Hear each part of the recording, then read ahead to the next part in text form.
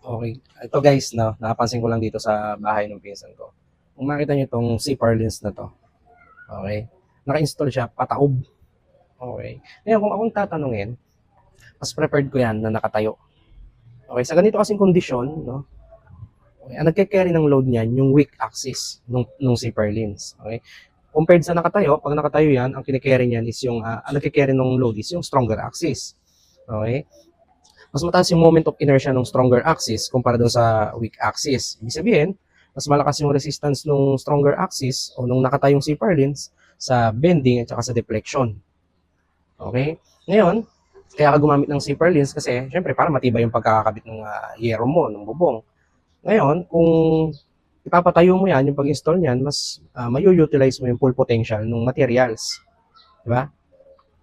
Kaya I suggest, kung mag-install kayo ng ganito, gawin nyo, patayo.